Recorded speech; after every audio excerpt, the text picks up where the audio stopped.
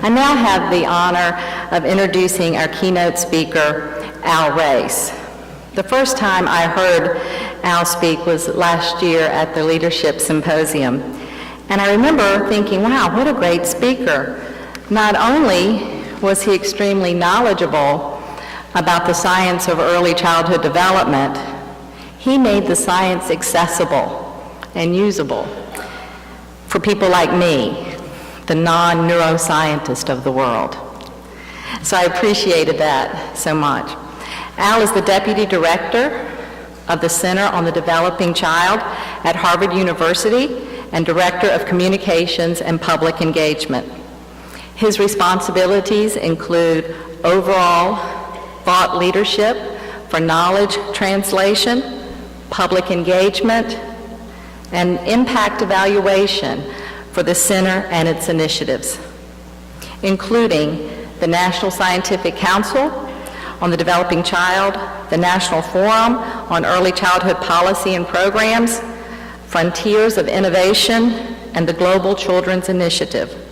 He's worked with scientists, researchers, policymakers, practitioners, business leaders, advocates, and students to improve understanding and more effectively communication the science of early childhood development.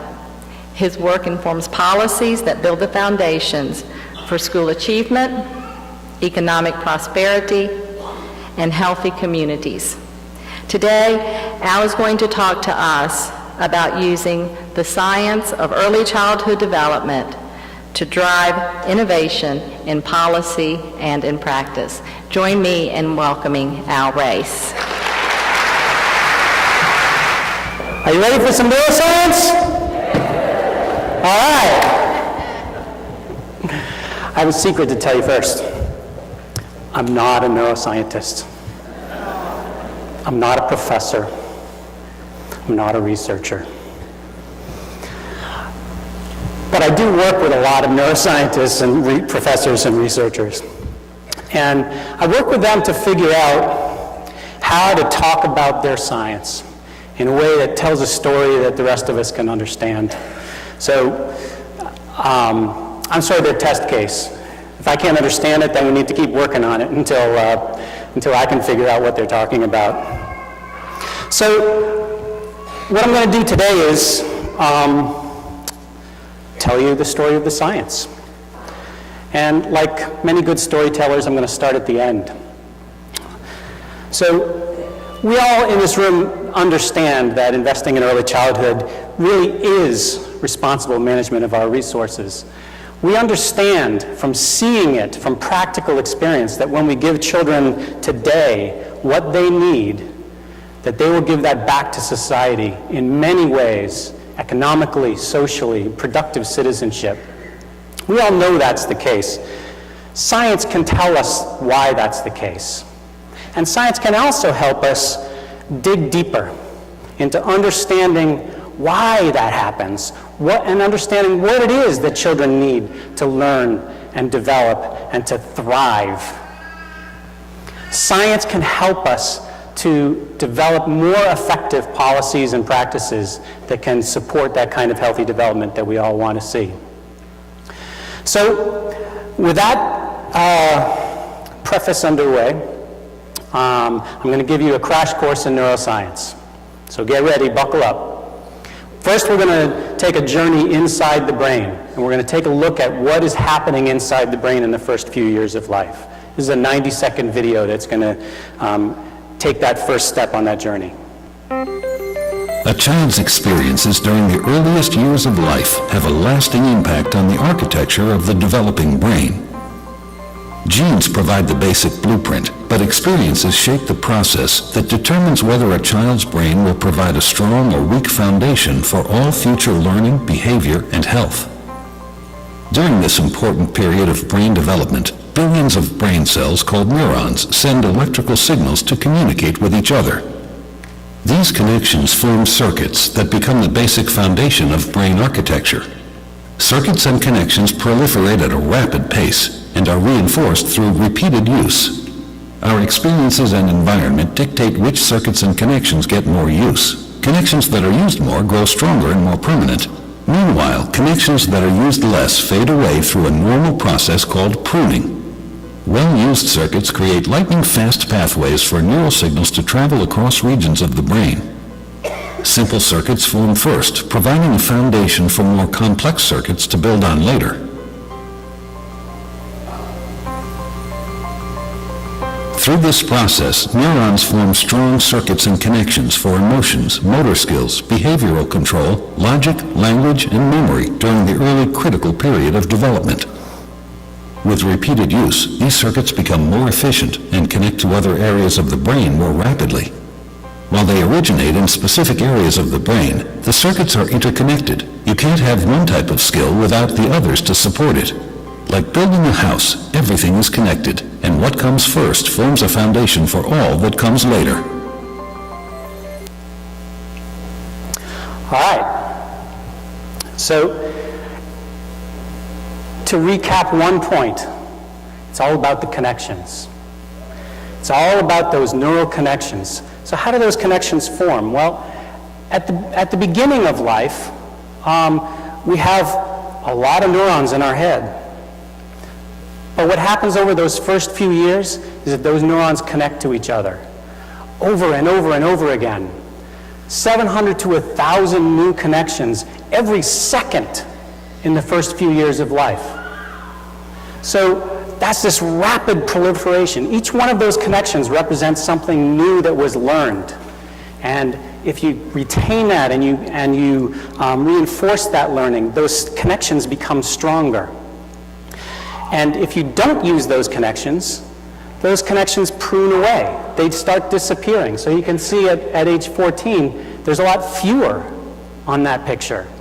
It doesn't mean that teenagers are losing their minds. I have one at home, so sometimes you might think that. What it means is their brains are actually getting more efficient. It's pruning away the connections that weren't necessary. It's streamlining and making them stronger and more efficient. So we have now seen kind of an artist's conception of what it looks like inside the brain. And we've seen an experiment where they took slices of an animal brain and stained them so you could see what the neurons look like. What I'm about to show you now is cutting-edge science from the Connectome project at the Jeff Lichtman lab at Harvard. This is what a very small section of 3 neurons in a mouse brain actually look like. This is a 3D model taken from slides of that mouse's brain. And so what you can see here is this is a very small section. So you can see a red neuron, a green neuron, and a blue neuron. They're not really red, green, and blue. They were dyed to look like this. But what you can see is each of those little green squiggly lines is an axon coming from somewhere else in the brain to connect only to that green neuron. And likewise for the red squiggly lines and the blue squiggly lines. These are coming from all areas of the brain. Look at how many there are in that one tiny section of 3 tiny neurons. That's how complex and complicated the brain is. So imagine what it's like in a human brain where there's trillions of connections. That's why the infants and toddlers need to produce so many connections in early life because there's a lot to make. So what builds those connections? Well, one of the things we know is that interaction with the important adults in a child's life is the most active ingredient in building these connections. So it starts in infancy. The babies don't have to talk in order to engage in interaction with them. They coo, they gurgle, they make noises, they make eye contact, and we respond in kind. That back and forth that scientists call reciprocal interaction, contingent reciprocity sometimes they call it. We call it serve and return interaction, like a tennis game, back and forth. And it starts in infancy, but you build on what happens in infancy. So this kind of cooing back and forth makes babies understand that they get satisfaction and pleasure out of this kind of interaction. It makes them understand that words coming from the important adults in their lives can be important and make them feel good. But then they begin to understand that those noises, those sounds, have representation in the real world. They relate to objects, they relate to colors, they relate to actions. So in this case, pepper, red, apple. With a little bit of help, over time, they build on that capacity, and they learn that those words that have meaning in the real world also can be represented by marks on a page. And that opens up a whole new world to them. And with help, they begin to be able to decipher that world on their own, and eventually to create the world on their own.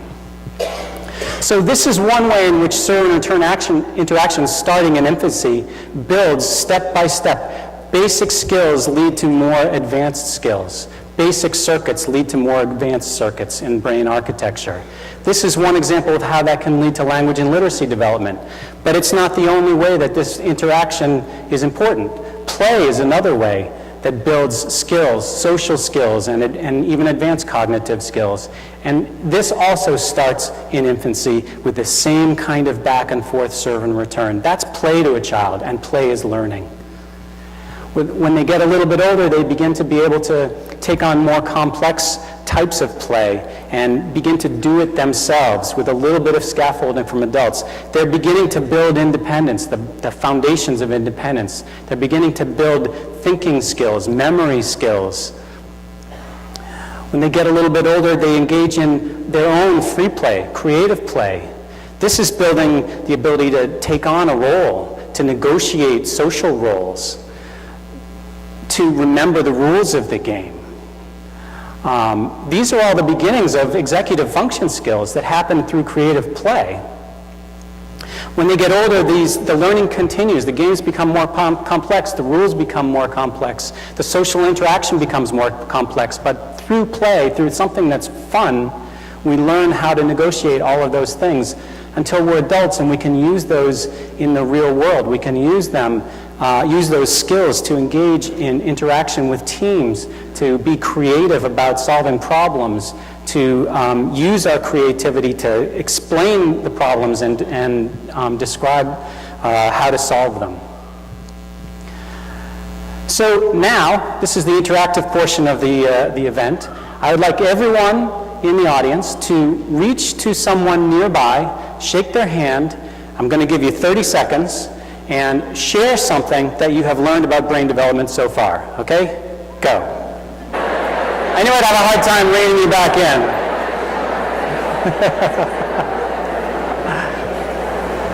All right, good crowd, good audience.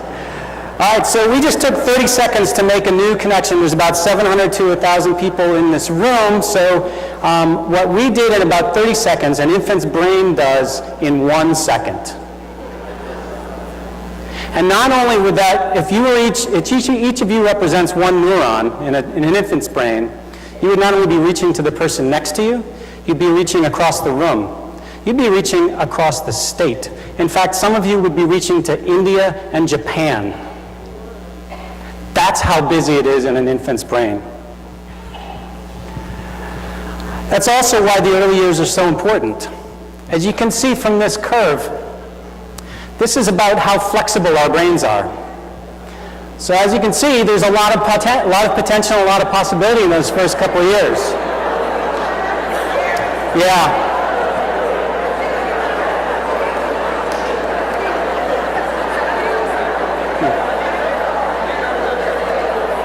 I can see you've seen where we are on this end of the curve. All right, well that explains a lot, I think. The good news is that curve never gets to zero. As long as you're alive, you can learn new things and build new neural connections. The only thing is, it's harder.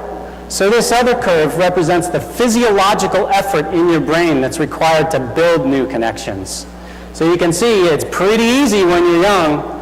It's a lot harder when you get older. It's never too late.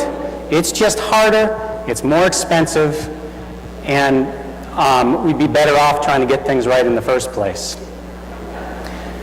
So that potential of the early years, because of all that plasticity, is a double-edged sword. So if we give children what they need to thrive and to develop in a healthy way, everything's fabulous. They use that plasticity all for the good. But if children face adversity, that plasticity means their brain is adapting to the adverse conditions of their environment. Their brain is adapting in ways that are not helpful in a successful life in society. So this is from a study of children who are already involved in the child welfare system, so they already have one strike against them.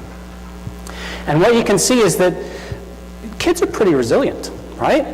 So if there's 1, 2, or 3 additional risk factors in addition to whatever it is that brought them into contact with the child welfare system, they stand a pretty good chance of not having any sort of major issues from that. This is kids who were brought into the child welfare system before the age of 3, and then it measures their, on a battery of tests for developmental delays at age 3. So what you can see is as those number of risk factors increase, the chance of a developmental delay by age 3 increases. Until with 6 or 7 risk factors, it's a 90 to 100% chance that they will have a significant developmental delay by age 3. These are the kind of delays that require special remediation in school, that require costly interventions later in life.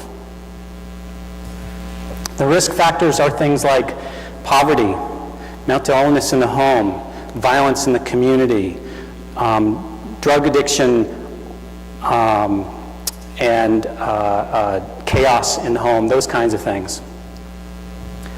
So why does that happen? Here's where science can help us out again. So why is it that adversity causes these developmental delays? What's going on in there? The biology of stress can give us some answers. Here's another 90-second video that's going to let the scientists tell you what we mean by that. Learning to deal with stress is an important part of healthy development. When experiencing stress, the stress response system is activated. The body and brain go on alert. There's an adrenaline rush, increased heart rate, and an increase in stress hormone levels. When the stress is relieved after a short time, or a young child receives support from caring adults, the stress response winds down and the body quickly returns to normal. In severe situations, such as ongoing abuse and neglect, where there is no caring adult to act as a buffer against the stress response stays activated. Even when there is no apparent physical harm, the extended absence of response from adults can activate the stress response system. Constant activation of the stress response overloads developing systems, with serious, lifelong consequences for the child. This is known as toxic stress. Over time, this results in a stress response system set permanently on high alert. In the areas of the brain dedicated to learning and reasoning, the neural connections that comprise brain architecture are weaker and fewer in number.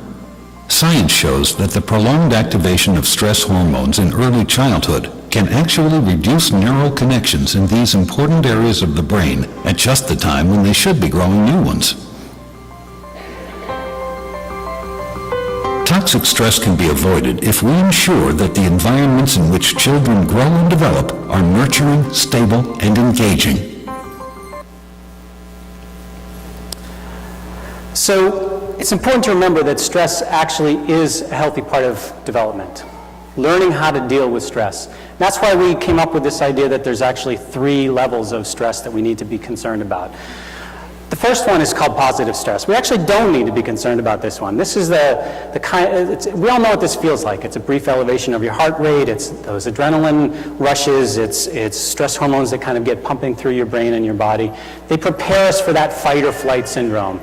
In a small child, it might be experienced by the first day of school, or the change of a caregiver, or having to share your toys when you don't want to. With a little bit of support from adults, that brings your stress response down back to baseline, and your body has learned how to activate and then calm the stress response. When the stressors become a little more serious, that's what we call tolerable stress. As long as there is a caring adult in that child's life to help bring that response back down to baseline. It's a little more serious activation of the stress response system. It's caused by things like, say, living through a natural disaster, the loss of a loved one, serious stressors, but with the help of caring adults, they can learn how to bring that system back down. It's when things get more serious and last longer, and there are no caring adults nearby to help support and comfort that child, that it becomes toxic, as the video showed. So what do you do about kids who have experienced this kind of adversity? What do we know about, what does science tell us about why it might be that some kids do okay even though they've experienced adversity and some kids don't? We think about that as resilience, and there's a lot of different ways of thinking about resilience. I'm going to put one on the table for you. This one is supported by the science. It's not a scientific story, but it's supported by the science. So the idea is that each of us in a society has kind of a scale, an experiences scale that leads to good outcomes or bad outcomes. And if you look deeply at that scale, that negative experiences will push that scale down toward negative outcomes. And you have to counterbalance those experiences with positive experiences in order to shift that scale toward positive outcomes. So it's this kind of counterbalancing of experiences that determines how we will do in the face of adversity. But there's more to it. There's also this thing in the middle called the fulcrum. And where that fulcrum sits makes a big difference in how that scale tips, how much it takes to tip the scale to negative, how many positive experiences we need to tip it back to the positive. And if it's on the other side, it might take less positive experience to tip it to the positive. So here's the thing, where that fulcrum is placed kind of is like your genetic predispositions. Now those may be shaped by prenatal experiences. So where your fulcrum is to begin your life may actually not be just from the genes you inherit. It may be how those genes are expressed due to prenatal experiences. And where that fulcrum sits is really important for what we need to do to help kids who have experienced adversity. The other thing is that fulcrum is not fixed. Where it is when you're born is not necessarily where it needs to stay for the rest of your life. The same kinds of positive experiences that push the scale down toward positive outcomes can actually move the scale in the positive direction. Also, skills, adaptive skills, coping skills, the opportunity to learn these skills and build the capacities that help us to overcome adversity, those can also shift the fulcrum. So as we're thinking about what it is we need to do for children who have faced adversity, we should be thinking about not only providing them with positive experiences to counterbalance the adversity, but also what is it we can give them that's going to shift that fulcrum and make it easier for the scale to tip toward positive. Okay, you all now have a degree in neuroscience from Harvard University. Congratulations. At least the same degree that I have. Now we're going to shift. We're going to start thinking about what do we do with this science. So if you think about the way we've been doing things for the last 40 or 50 years, the basic model goes something like this. If we provide some combination of stimulating experiences and parenting information and sound nutrition and healthcare and safe environments for kids, that they will develop on a healthy trajectory and be ready to succeed in school. The problem is, as the science showed us, when kids experience significant adversity, that overwhelms all of the positive things that we can do and sends them on a track toward impaired development. So perhaps the science might tell us we could rethink this model and think about addressing the sources and the effects of experiencing toxic stress. And if we can do that, then maybe we can fight back against the adversity that kids experience and put them on a healthy developmental trajectory. So what does that mean? Let's dig a little deeper there. Let's take a look. This is a kind of wonky slide. This is the only one in the bunch. So this is what they call a meta-analysis, which is basically a fancy word for they studied a lot of studies. This is 84 programs that have happened over the last 50 years in the US, early childhood care and education programs. mostly center-based. And so what you can see is the effects of these programs, where that yellow line is, are good. We should be happy about that. We should celebrate that. That's approximately, say, worth about 100 points on an SAT type test, or 3 or 4 months worth of schooling. But the problem is that by the time kids get to middle and high school, the deficits for kids who have faced adversity is more like 3 or 4 years. So this is good. We should be happy with this. We should be celebrating this. But it's not good enough. And then you look at that top yellow line. That's where those flagship programs, a lot of people have heard of Perry Preschool and Abecedary and programs like that. That's where they are. That's very good. So if we spend a lot of time and effort trying to get our current programs from average to very good, look at the difference that's going to make. So the work that's being done to improve quality and improve access and to bring the best of our programs now up to the level of those flagship programs is highly worthwhile. But then there's still those kids at the very top of that graph who aren't being reached by even the best of the programs that we have now. And so I'm here to say that we need to have some people who are focused on those kids, some people who are looking at even the best at what we can do now and saying it's not good enough. Not good enough until we reach all of those kids. A smart guy once said, if you always do what you always did, you always get what you always got. So we want to take a little lesson from Mr. Einstein and think about how we might be able to do things differently.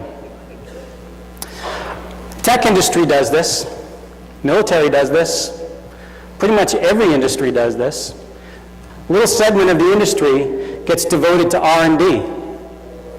Google does this. They're at the top of their game, right? Everybody uses Google. Why would they need R&D? Well, they've created a kind of secret room for this project called Google X, where about 20 people sit and dream up the solutions to crazy problems. They call it Solving for X, where there's this merger between breakthrough technologies and radical solutions to huge problems.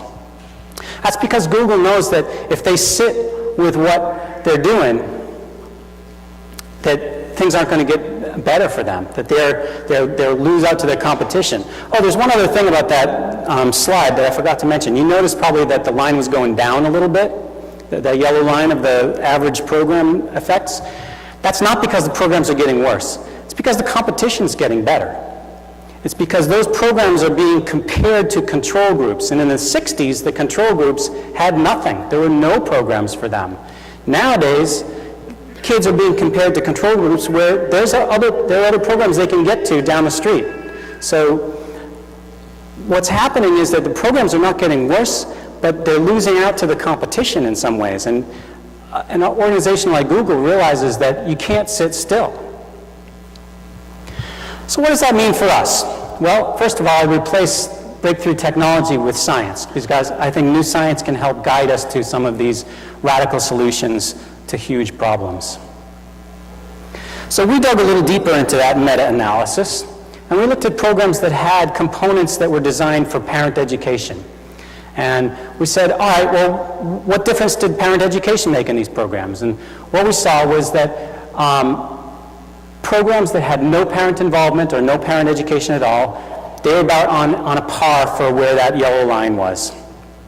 If you added passive parent education, meaning giving them brochures, the occasional workshop, that kind of thing, pretty much didn't change a thing.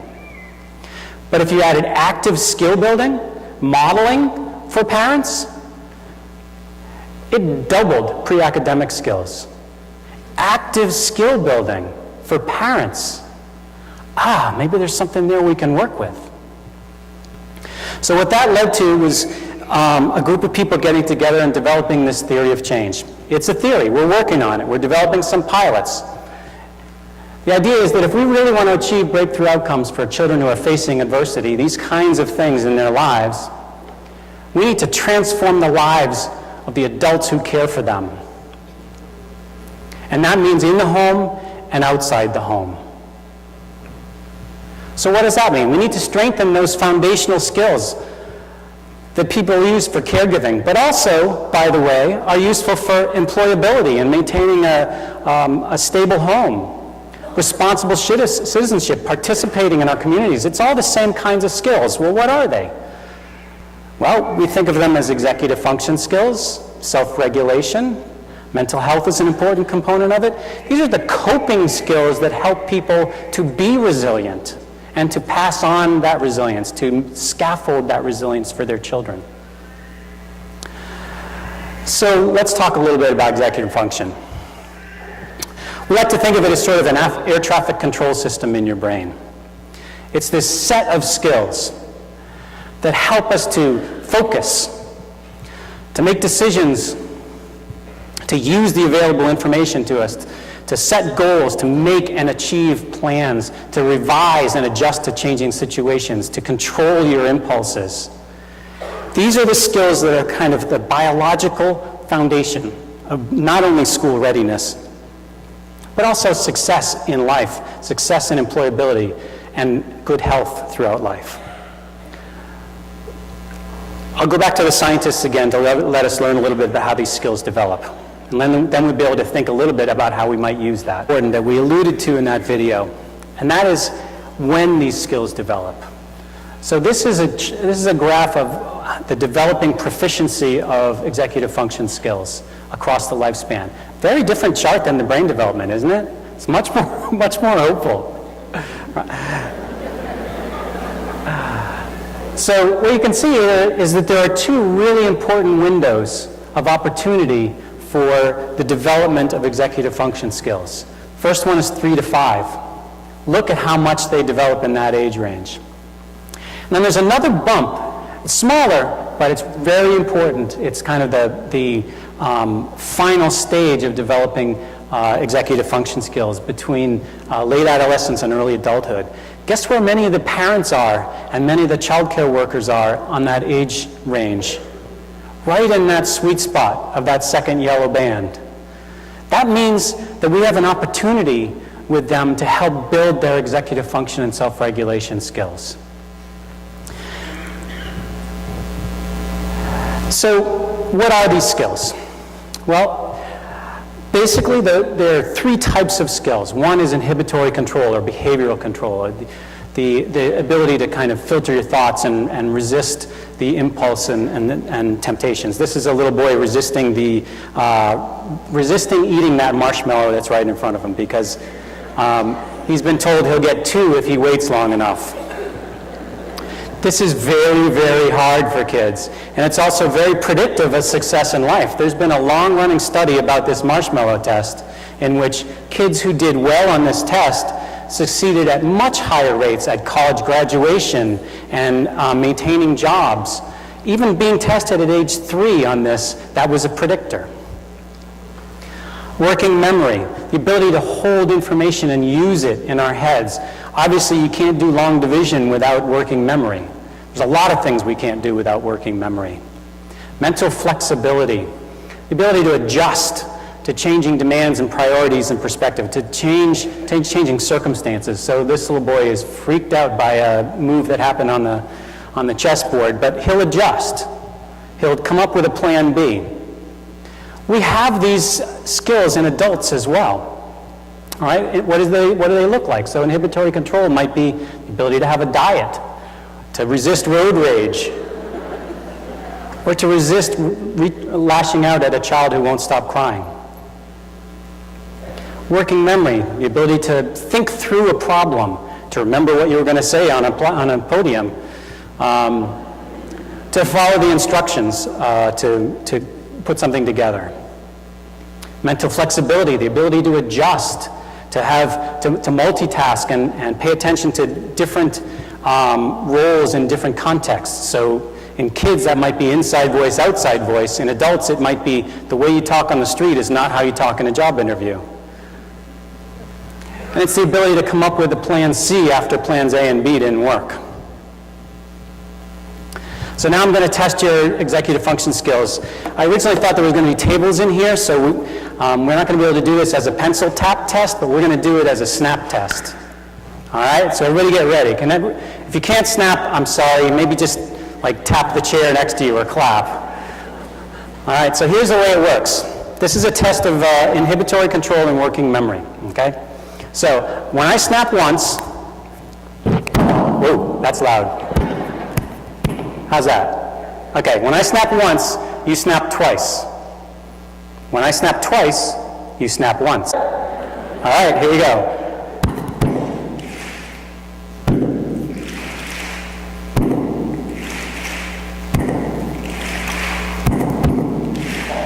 Very good. I was dying to hear what that would sound like with 1,000 people. That was nice. A little like the Addams Family. So 3-year-olds can't do that. They have a very hard time with that. 5-year-olds can get it down pretty well. So congratulations, you've all passed the executive function test for 5-year-olds. So there were 2 things I learned when I did that test for the first time. One was, it was harder than I thought. I actually had to concentrate on that. I had to focus on that. I had to pay attention to it. Second thing was, it didn't take very long, very much practice for me to get proficient at it. So that's a very simple executive function task, but what it shows us is that a little bit of practice goes a long way. You can get comfortable with these skills over time with practice. So what can we do with that information? The good thing is, there are a lot of people thinking about this. And I encourage all of you to think about it too. What I'm going to show you here is 4 people from 4 different policy domains and practice domains who are all thinking about what it is we need to do with their constituents around building adult capabilities. There's a lot that we're asking teachers to support in children that they first need to understand and know about themselves and consciously think about in order to do the same for the kids that they work with.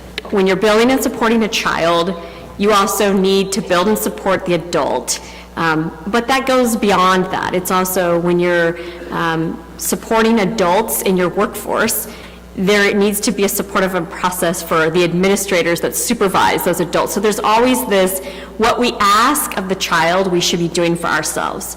What we say are healthy practices for a child should be the healthy practices that we also as adults practice. I think the focus on adults is critical. I'm often struck by organizations who are focused on youth development or child development and focus solely on the child.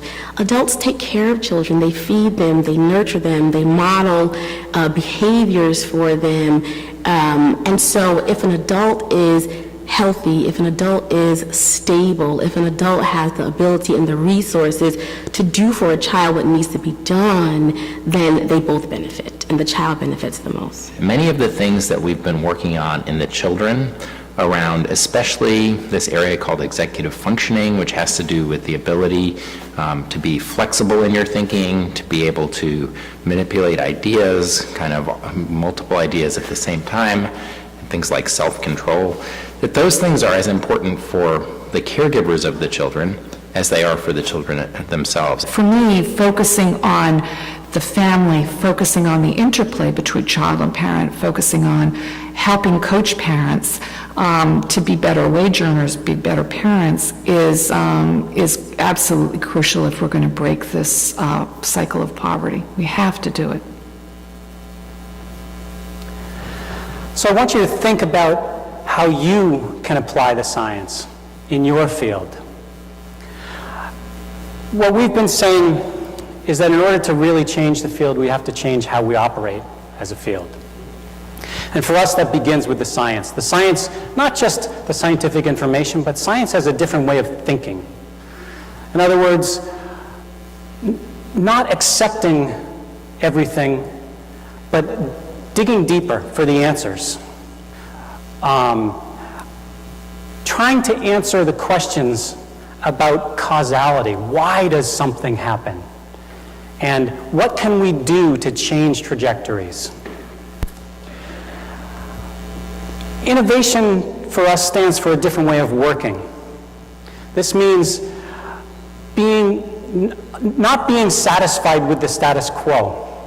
It means rapid cycle learning and not being afraid of failure, trying new things, testing new ideas and learning from those.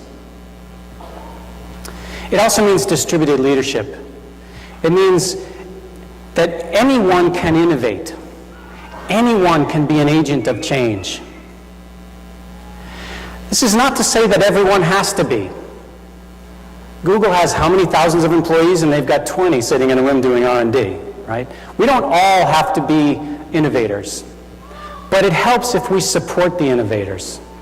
It helps if we are on board when people try new ideas. It helps when we support them, whether it's whatever role it is that we're in. We can support it through policy, we can support it in our practice environments, we can support it in funding.